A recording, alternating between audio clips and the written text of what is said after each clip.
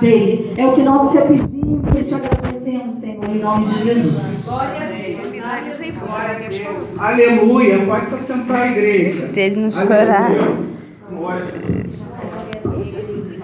Salve a igreja, meu Pai do Senhor. Amém. Glória a Deus. E estou maravilhado por esse dia, poder estar aqui na presença do Senhor e aprendendo desde com tudo que foi pregado e cantado aqui nessa noite. E gostaria que a igreja abrisse em Naamã, no caso em 2 Reis 5. Aleluia. Aleluia, Jesus. Glória a Deus. Senhor, que o Senhor venha usar essa palavra, meu Pai. Aleluia, E que seja como faca de 2 gumes em cada coração, Senhor. Eu não quero estar aqui falando de mim, mas sim de Ti, Senhor. Porque nada eu sou um instrumento usado, meu Pai. Meu Deus, em nome do Senhor Jesus. Então aqui o Senhor venha fazer presente, meu Pai, nesse momento.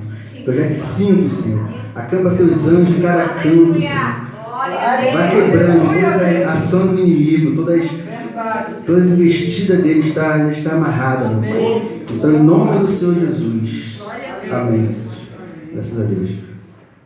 Bom, então, aqui vamos ouvir uma palavra falando sobre Naamã. E aqui ele fala: Naamã, comandante do exército do rei da Síria, era grande homem diante do seu senhor. Aleluia, Jesus. E por ele o Senhor dava vitória à Síria. Guerreiro. Aqui vem uma palavra de porém. Essa palavra aqui que eu vou trabalhar um pouco sobre ela. O porém era leproso. Então aqui, meu irmão, ele tinha tudo, pelo meu ouvir aqui, e ele era o primeiro homem do rei. Mas porém, ele tinha uma coisa que o rei não podia dar a ele. O rei da Síria não podia dar a ele. Mas Deus podia. E estava aqui também. Ele era usado por Deus, porque Deus usava ele para dar vitória para a Síria. Mas isso é que ele tinha lepra. Então, naquele momento, quando ele descobriu que ele tinha aquela doença, antigamente essa doença lepra não tinha cura. Hoje nós temos. É difícil ser curado, mas há cura pela medicina. Mas antes não havia nenhum tipo de cura pela medicina. Antes, quando aquela pessoa tinha lepra, ela era separada. Então ela estaria no lugar, um leprório, que era o nome, e ela estaria separada dos demais.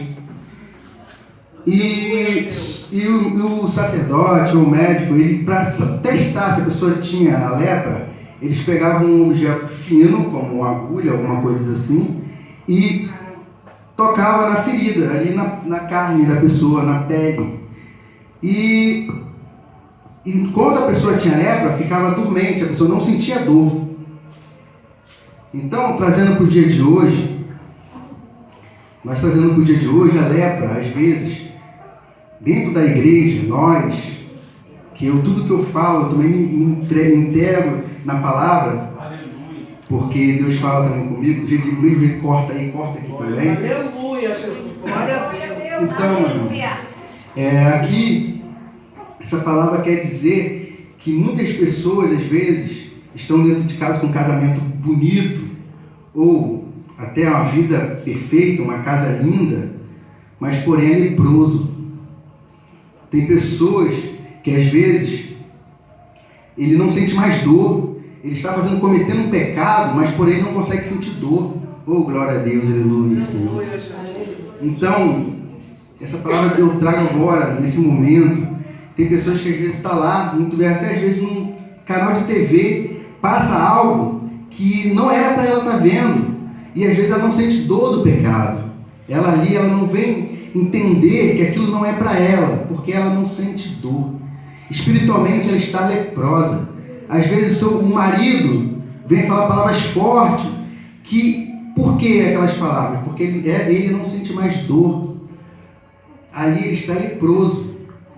E muitas vezes também nós não queremos perdoar as pessoas, cometem algo contra a gente, nós já agimos de formas inadequadas com o cristão, porque nós não sentimos dor. Nós estamos leprosos. Então, meu Deus, que nós devemos refletir nessa palavra. Aleluia. Para que Deus venha tirar toda a lepra de nossas vidas. Toda a lepra de nossas almas. Para que nós venhamos ser limpos. E indo mais à frente aqui,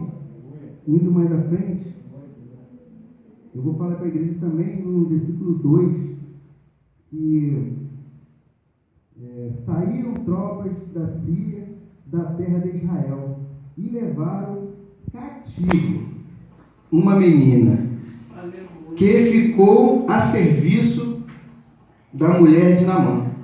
Então vocês imaginam, de repente, às vezes você está em uma situação que alguém te colocou naquela situação, ou você, às vezes, está, um exemplo, está na cadeia por coisas que você não cometeu. Isso é um exemplo, irmão. Mas você está na cadeia por algo que você não cometeu. E de repente você vem falar, poxa, alguém que te colocou lá, você vem ter raiva dessa pessoa. Essa menina aqui provou para a gente que não. Ela provou que existe misericórdia no Senhor. E Deus pôs ela, e ela tinha confiança no Senhor. Então ali ela ainda ajudou a Naamã.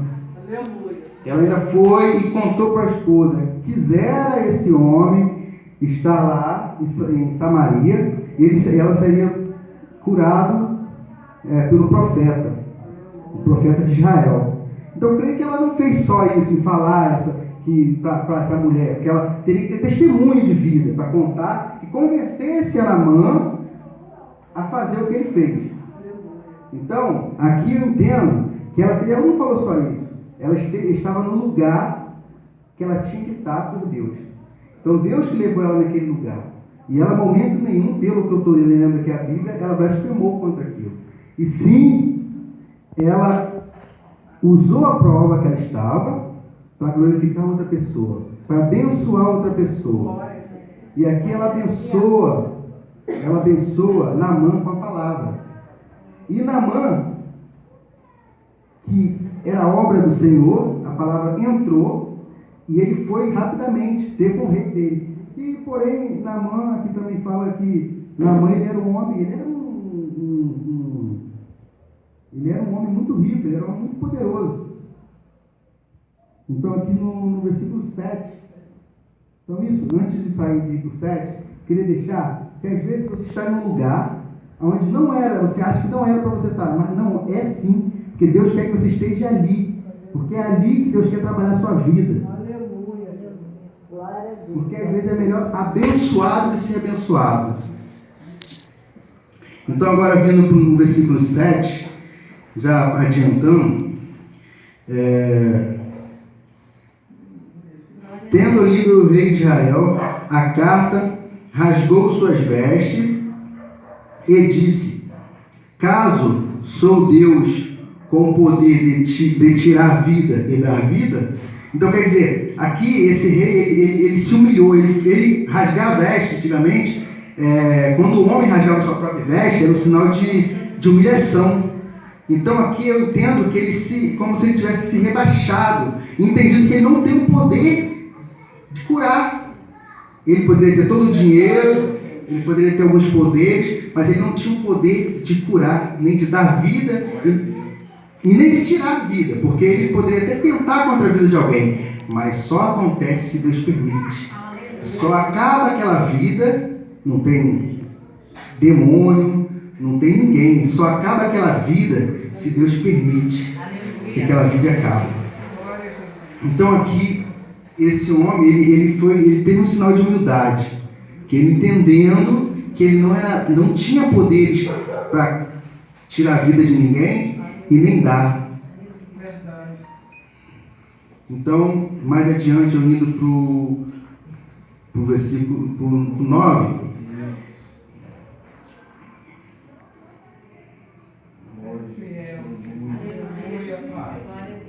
Amém, glória a Deus, aleluia.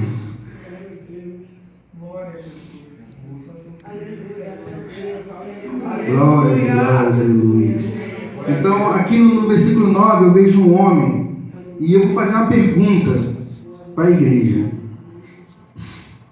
Naamã, como que ele chegou até o profeta do Senhor?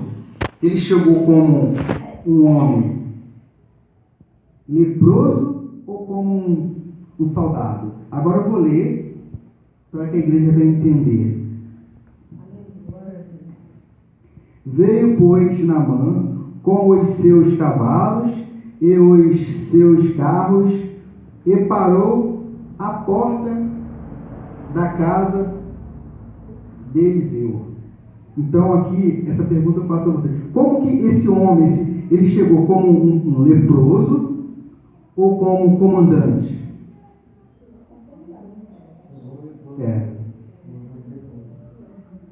Infelizmente, ele era orgulhoso.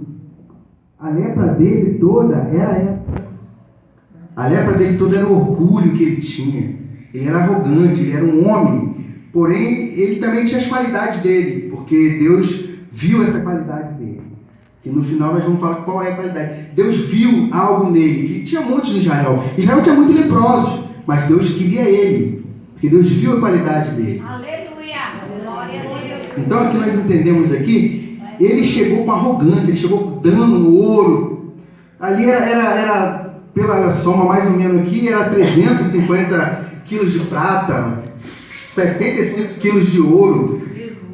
Que ele chegou em 10 vestes de festa. Então, imagina a roupa mais cara que tem hoje, era aquela ali, porque o rei não ia dar qualquer coisa, o rei ele era rei. Então, ele era um homem assim, arrogante, dessa forma, da qual, mas ele tinha algo, como nós também, você, todos que estão aqui na igreja, nesse momento, ou que estão lá fora, nós temos nosso lado, mas também Deus vê algo em nós. E é onde Deus quer trabalhar em cada coração nesse momento, nessa noite. Não importa onde você tem que chegar para Ele te consertar, mas Ele vai te consertar. Porque isso é sonho de Deus. Isso é pensamento do Senhor. Oh, glórias, aleluia. Oh, aleluia. Glórias. Oh, Deus, tu me toca, eu te louvo, Senhor, porque tu és, Senhor. Oh, tu és poderoso, Deus. Tu és soberano. Oh, glórias. Oh, glórias, amém. Graças a Deus. Voltando aqui no versículo, dá uma puladinha para o versículo 12.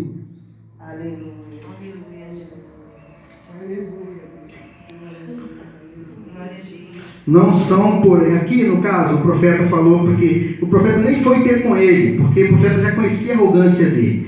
Então o profeta mandou um servo dele, que era Joazi, se não me engano é Joazi mesmo, que falasse para que ele fosse se lavar no Jordão e desse 7 mergulhos. Porém, ele era uma pessoa que o Jordão, né, ele não achava o Jordão não tão limpo para ele. Então ele não queria se rebaixar a ponto de chegar e tomar o seu banho, de fazer o que a palavra do Senhor mandou. Tem gente que quer fazer de outro jeito. Então ele queria fazer do jeito dele. Não, do meu jeito é mais prático. Tem gente que Deus fala, vai por esse caminho, faz isso. E a pessoa fala assim, não, vou fazer do meu jeito, que eu estou acostumado. O meu jeito é mais fácil. É esse caminho mais fácil, onde vai te levar à perdição. Mas tem que ser do jeito do Senhor. Nós temos que ser humildes para reconhecer que a palavra do Senhor. Aleluia! Então, em nome do Senhor Jesus aqui. Então ele aí, até que chegou até os... Glória a Deus, aleluia.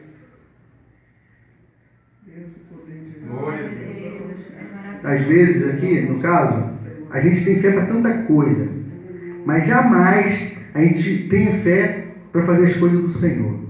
Às vezes Deus pede para que nós façamos uma coisa boa, mas isso já não é só nosso. O apóstolo Paulo passou por isso. Ele falou, o bem que eu quero eu não faço, e o mal que eu não quero eu acabo fazendo. Isso é natural do homem. O homem é muito carnal, então se a gente for dirigir para a nossa carne, para a nossa matéria, nós cometemos atrocidades. Nós cometemos os pecados que nós não queremos cometer, mas que Deus tenha misericórdia de nós. Quando nós somos dele, em nome do Senhor Jesus, quando nós somos dele, ele vai lá e nos resgata. Mas só meu irmão, que às vezes há tempo para isso. Agora, e quando não há? E quando Deus já tentou, e ele vê que ali não tem mais, ele não está conseguindo, porque tudo, Deus nos deu livre-arbítrio, então eu posso escolher o caminho que eu quero. Eu posso ir para a direita ou para a esquerda, mas a situação, quem vai pagar o preço vai ser eu. Por mais que Deus vai estar na presença, Deus vai estar tentando me desviar do caminho mal, mas Ele não pode intervir, Ele não pode me tirar do caminho. O caminho é meu, eu que tenho que passar por esse caminho. Então aqui no versículo 14, já adiantando, então desceu. Então aqui fala que ele teve que descer, ele teve que sair do orgulho. Antes dele mergulhar, ele teve que sair. O problema dele do mergulho era esse. Ele teria primeiro que descer, porque Jordão era um rio mais baixo um pouco. Então ele teria que descer, e além de descer, ele teria que desarmar. Ele teria que tirar as suas armaduras. Ele teria também que tirar a sua espada, porque ele não iria mergulhar com espada. Ele teria que tirar, despojar do eu dele, despojar dele, de tudo que ele representava. Ele teve que sair de si, para poder ter o que ele almejava naquele momento. Então ali aquele homem, creio eu, que Deus já começou a trabalhar na mente dele. Não só aqueles homens que falaram com ele, poxa, você tem que pedir coisa difícil. Às vezes tem gente que faz tanta coisa para ter cura, para ter bens. Tem gente que faz tanta coisa, tem gente que até mata, se for possível. Tem gente que rouba o que é dos outros, tem gente que faz tanta coisa, acaba com famílias, só para ter bens, para ter valores. Entendeu? Então, aqui, porém, ele só tinha que fazer uma coisa, ele tinha que descer. Ele tinha que tirar toda a armadura, tirar todo o seu eu e descer. Assim ele fez. Ele desceu e deu os 7 mergulhos. Aleluia. Glória a Deus. A palavra fala, a Bíblia fala que quando ele deu aqueles 7 mergulhos, Aleluia, Jesus. a carne tornou-se como carne de uma criança. Aqui, a Bíblia fala que só como criança nós herdaremos o reino do céu. Então aqui ele teve que sair do pecado para reconhecer, para conhecer o Senhor. Aleluia, Então aqui ele veio ter presença. Se a gente for descer mais um pouco, a gente vai chegar no 18, que eu não vou entrar muito em detalhes ali, mas ele fala ali que, olha como ele já, depois desse mergulho, ele já se tornou outra pessoa. Deus, o Espírito Santo, creio eu, naquela época, não descia ainda o Espírito Santo sobre ele, como hoje está em nós, porque não é no tempo de Jesus ainda, mas o Espírito que convence estava sobre ele, porque ele falou aqui que quando o rei dele ia visitar um templo, que era Dagon, Rimon, então, quando ia, ele teria que se ajoelhar para dar o braço ao rei dele. Então, ele já estava pedindo desculpa por isso. Então, quer dizer, o que entrou sobre ele? Foi o Espírito de Deus. E convenceu desse pecado. Aqui, Aleluia. eu gostaria de concluir aqui com a restauração de Naamã. Então, ele ficou limpo como uma criança. Ali, ele recebeu o reino do céu naquele momento. E foi curado. Se despôs de todo orgulho, toda mágoa, tudo que ele tinha de ruim foi deixado para trás. Em nome do Senhor Jesus. Agora aqui, gente, eu gostaria de parar aí e eu vou ler Isaías. Você não tem como eu falar do Velho Testamento sem contestar o Novo. O Isaías está no Velho ainda, mas ele contesta o Novo. Então, nós vamos aqui em Isaías